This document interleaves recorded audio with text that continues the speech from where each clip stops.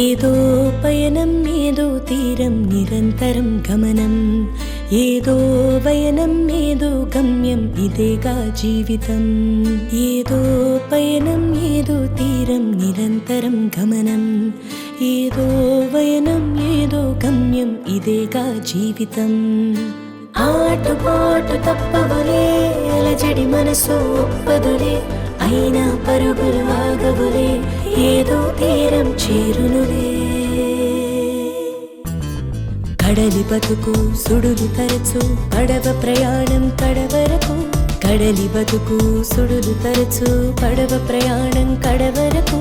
ఇవే ఇవే జీవన తరంగాలు, ఇవే ఇవే జీవన తరంగాలు, జీవన తరంగాలు, జీవన తరంగాలు.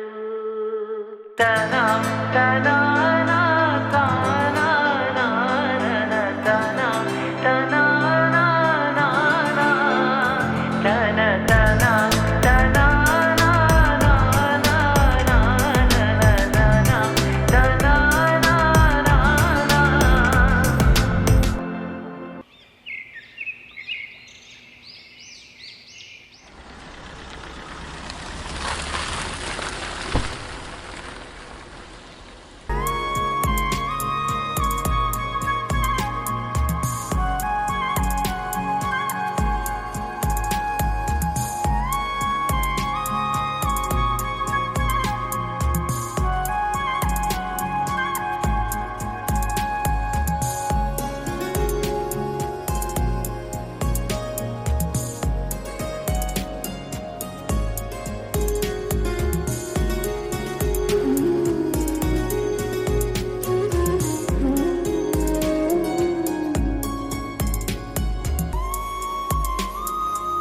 హలో, ఎవరైనా ఉన్నారా? హలో, ఎవరు ఇంట్లో? ఇది మాస్టర్ గారు ఇల్లేనా? అవును, మీరెవరు? నేను సుధ కోసం వచ్చాను. ఓ, అమ్మనా? నువ్వు సుధ కూతురివా? మ్,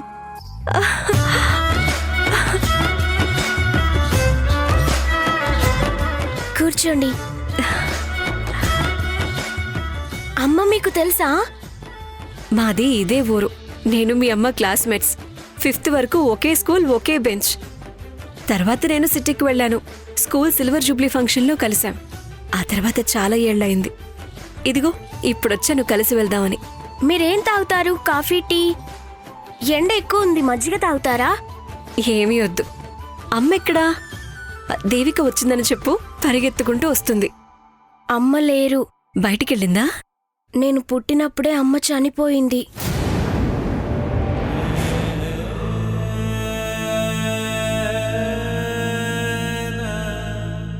సారీ, నాకు ఈ విషయం తెలీదు. అమ్మ చనిపోయి 13 ఏళ్ళయింది. ఇంట్లో ఇంకెవ్వరూ లేరా? అమ్మమ్మ? అమ్మమ్మ కూడా నేను పుట్టక ముందే చనిపోయారంట. తాతయ్య ఉన్నారు. ఇప్పుడు ఇంట్లో లేరా? బయటికెళ్లారు. వచ్చే టైం అయింది.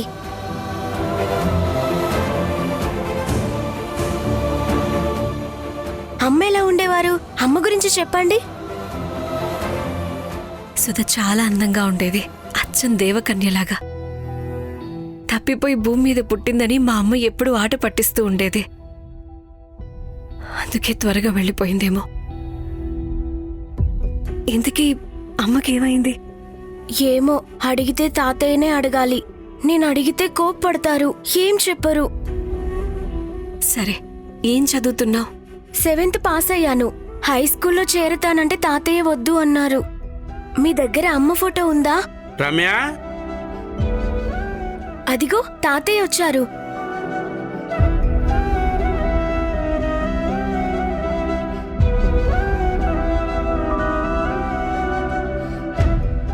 నమస్కారం మాస్టర్. నమస్కారం.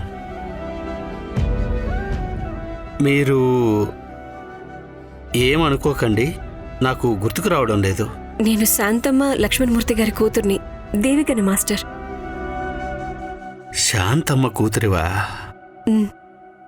కూర్చో.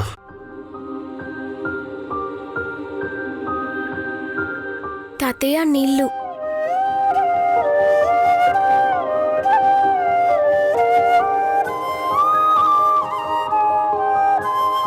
ఇన్కమ్ ట్యాక్స్ ఆఫీస్లో డిప్యూటీ కమిషనర్గా పనిచేస్తున్నామని చెప్పారు. అన్నట్టు పెళ్లి కూడా అయిందన్నారు. అవును మాస్టర్, నేను ట్రైనింగ్లో ఉండగానే నా బ్యాచ్మేట్ని పెళ్లి చేసుకున్నాను. సుధది నాది సేమ్ ఏజ్. ఇంత పెద్ద కూతురుంది, అంత చిన్న వయసులోనే సుధకి ఎందుకు పెళ్లి చేశారు మాస్టర్? ఎవడు చేశాడు పెళ్ళి? ఎవడు చేశాడు?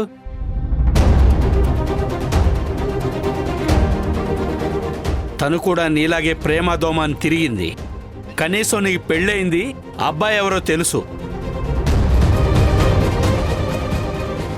కానీ సుధని మోసం చేసిన వాడి అడ్రస్ కూడా తెలియదు. ఇదిగో అది పుట్టింది, అది మాత్రమే నిజం.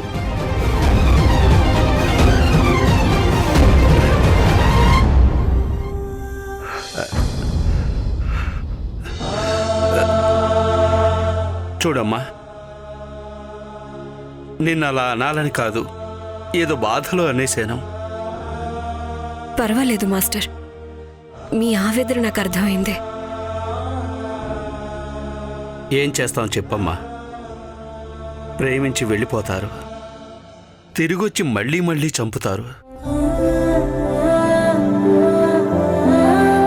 నువ్వు ఫ్రెష్ అప్ అయ్యిరామ్మా. సుధ చనిపోయిందని రమ్య చెప్పింది. ఇంతకీ తనకు ఏమైంది? ఎలా చనిపోయింది మాస్టర్? ముందు ఫ్రెష్ అయ్యిరామ్మా, భోంచేద్దు గాని. అయినా పోయిన వారి గురించి ఎందుకమ్మా? చెప్పేవారికి కష్టం, వినేవారికి బాధ. రమ్య, రమ్య అన్నట్టు నీ పేరు? దేవిక మాస్టర్. నీ పేరు దేవిక కదా? దేవిక లోపలికి తీసుకెళ్ళు. రండి ఆంటీ. వెళ్ళమ్మా.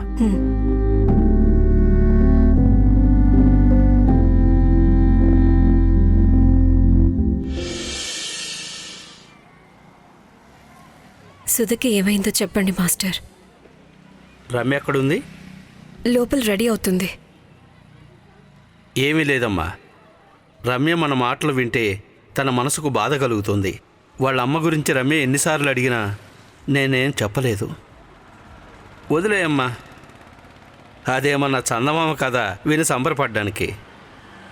సరే, నువ్వేంటమ్మా ఇంత సడన్గా వచ్చావు? ఊరు చూడాలనిపించింది మాస్టర్. మీరుండేది ఢిల్లీలో కదా?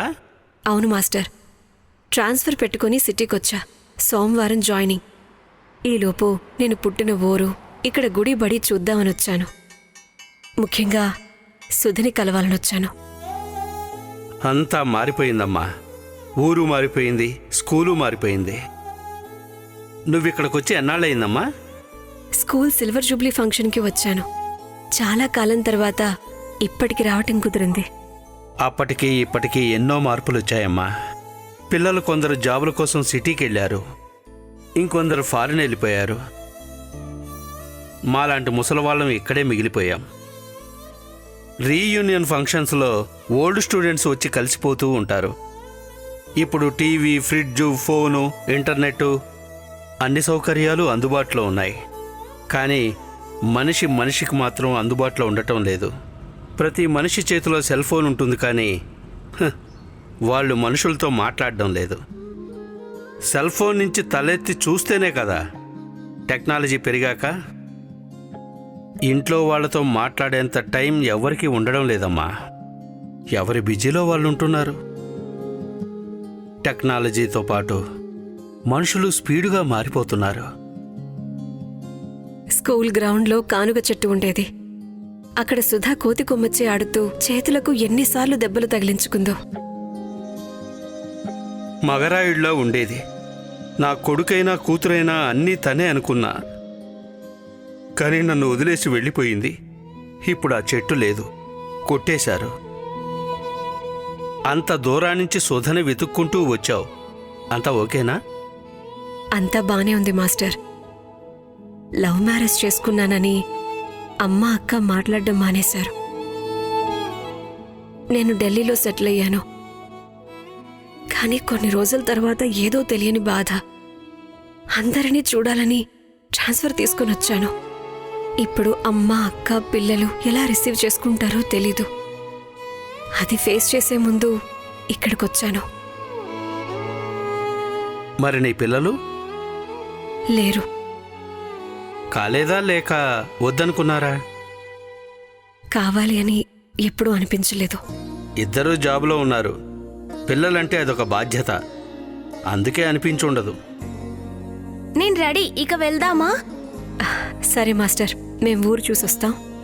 జాగ్రత్త అమ్మా, తొందరగా వచ్చేయండి. పద.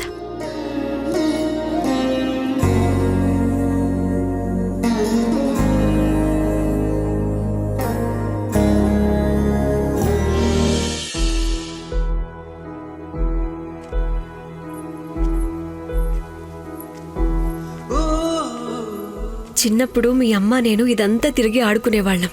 అమ్మ చూడ్డానికి ఎలా ఉండేది? లక్షణంగా ఉండేది. గుండ్రటి ముఖం, చాలా చక్కగా ఉండేది.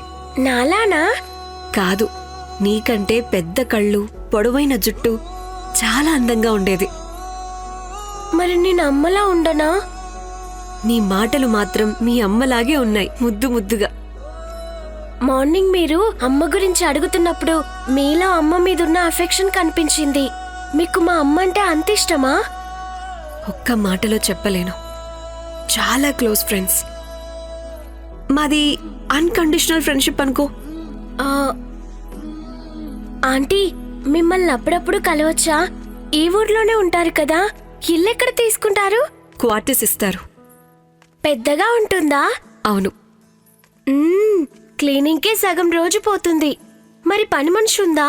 కావాలంటే పెట్టుకోవచ్చు. ఇంట్లో ఎవరెవరు ఉంటారు? చూడాలి, అమ్మ ఉంటుందో లేదో. ఆయన వచ్చి వెళ్తూ ఉంటారు. అంటే మీరొక్కరే ఉంటారా? అవును, ఉండాల్సొస్తుంది. అంటే అందరికీ అందరూ ఉంటారు. నాకు కూడా తాతయ్య ఒక్కరే. నన్ను చాలా ప్రేమగా చూసుకుంటారు. కానీ నాతో ఎక్కువగా మాట్లాడరు.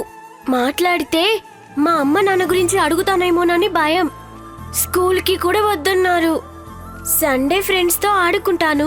మిగతా రోజులు నాతో మాట్లాడడానికి ఎవ్వరూ ఉండరు. అందుకని అన్నీ ఇప్పుడే గలగలా మాట్లాడేస్తున్నావా?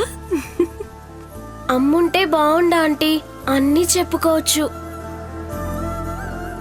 మీ అమ్మ తప్పు చేసింది. నిన్ను ఒంటరిగా వదిలిపెట్టి వెళ్లకుండా ఉండాల్సింది. ఎవరైనా కావాలని చనిపోతారా ఆంటీ?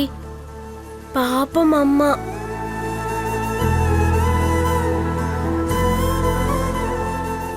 అవునా ఆంటీ?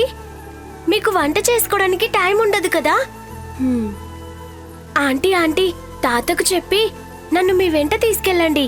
నేను మీకు వంట చేస్తాను, ఇంటి పని కూడా చేసి పెడతాను. నన్ను స్కూల్లో చేర్పించండి చాలు. అయితే మీ తాతయ్య ఒప్పుకుంటారా? ఒప్పించాలి. ఎంత పెద్ద ఆఫీసర్ మీరు! తాతయ్య రిటైర్డ్ స్కూల్ మాస్టర్ అంతే. అయినా మీ తాతయ్యకి నేను స్టూడెంట్నే. కానీ మీరు అమ్మ ఫ్రెండ్ కదా, నా కోసం ఆర్గ్యుమెంట్కి దిగాల్సిందే. అంత దూరం రాకుండానే ఒప్పిస్తాను. ప్రామిస్? ప్రామిస్. నాకు 1 నెల టైం ఇవ్వు. ఫస్ట్ నేను సెటిల్ కాగానే మళ్ళీ వస్తాను. నాకు తెలుసు మీరు ఒప్పుకుంటారని. ఆహా, అవునా? ఒకవేళ నేను నీకోసం మళ్ళీ రాకపోతే? ఆహా, మీరలా చేయరు, నాకు తెలుసు. ఎలా తెలుసు? మీరు మా అమ్మ క్లోజ్ ఫ్రెండ్ అన్నారు కదా.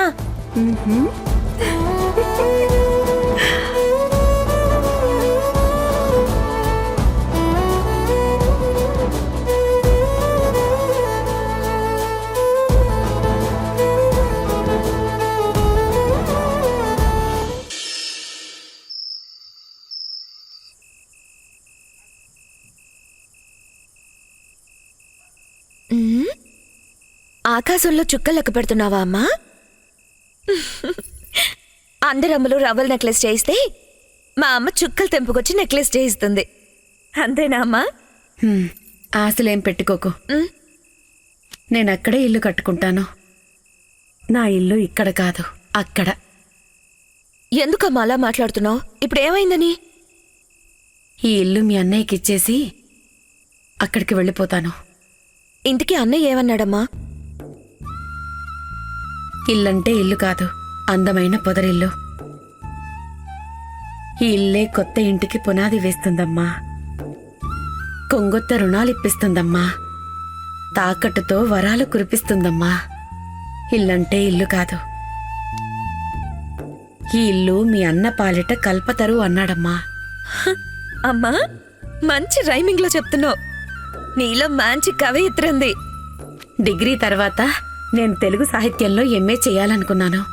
చేస్తే బాగుండేది కదమ్మా. కుదరలేదు. రిజల్ట్స్ వచ్చిన రోజున ఇంటికి సంతోషంగా పరిగెట్టుకుంటూ వచ్చాను.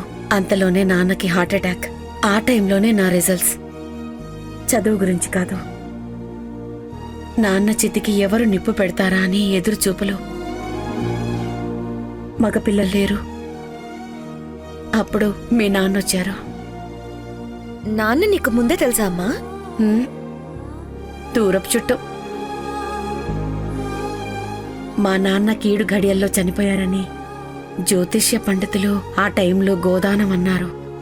ఆవునిచ్చాం. అన్నదానం అన్నారు. భోజనాలు పెట్టాం. సువర్ణదానం అంటే బంగారం ఇచ్చాం. ఆఖరికి కన్యాదానం అన్నారు. అప్పుడు మీ నాన్నకు కన్యాదానం కింద నన్నిచ్చి పెళ్లి చేశారు. దాంతో మీ నాన్నకు స్వర్గం వచ్చిందో లేదో కానీ నీకు మాత్రం నరకం వచ్చిందమ్మా. అమ్మమ్మ మెత్తగా ఉండడం వల్లే నీకు త్వరగా పెళ్లి చేశారు. పాపం అమ్మ. అమ్మకి చాలా చిన్న వయసులో పెళ్లి చేశారు. నాన్న బయటికి వెళ్ళగానే అమ్మ నాతో ఆడుకునేది. చూసేవాళ్లంతా నన్ను అమ్మను అక్క చెల్లెళ్ళు అనుకునేవాళ్ళు. ఆ సమయంలోనే దేవిక పుట్టింది. అమ్మ బాలింతగా ఉన్నప్పుడే వంట పని కొప్పుకుంది. అదే టైంలో నాన్నకి సిటీకి ట్రాన్స్ఫర్ అయింది. అమ్మ ఊర్లోనే ఉండేది. నాన్న వారానికి ఒకసారి వచ్చి వెళ్ళేవారు. ఇంట్లో వంట పని అంతా నేనే చూసుకునేదాన్ని. అప్పటినుంచి బరువు బాధ్యతలు మోస్తూనే ఉన్నాను. కష్టపడి చదివి జాబ్ తెచ్చుకొని ఇల్లు కట్టావు. నన్ను అన్నని బాగా చదివించావు. ఇద్దరం బాగా సెటిల్ అయ్యాం. ఇంకేం కావాలమ్మా?